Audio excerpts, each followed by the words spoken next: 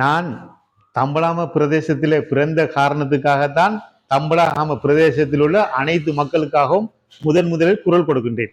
நான் தம்பலாம பிரதேசத்திலே பிறந்தேன், தம்பலாம பிரதேசத்திலே வாழ்ந்து கொண்டிருக்கின்றேன், தம்பலாம பிரதேசத்திலே வாழப் போகின்றேன், தம்பலாம பிரதேசத்திலே இறக்கப் போகின்றேன், தம்பலாம பிரதேசத்திலே தான் நான் அடக்கம் செய்யப்படுவேன்.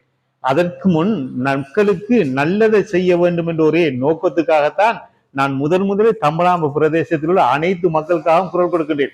இதே போல் எமது நாட்டிலே உள்ள அனைத்து பிரதேசங்களிலும் உள்ள ஒவ்வொருத்தரும் வாருங்கள் மக்களுக்காக குரல் கொடுப்பதற்கு, மக்களுக்கு அப்பாவி மக்களுக்காக குரல் கொடுப்பதற்கு.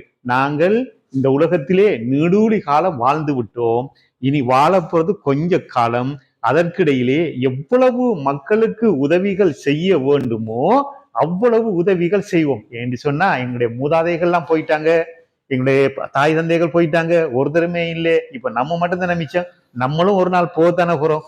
அதுக்கடையில் நல்லதை செஞ்சுட்டு போமே. உண்மையே சொன்னேன், கியல் அவடாக்னு சொல்லி வேலை இல்லை.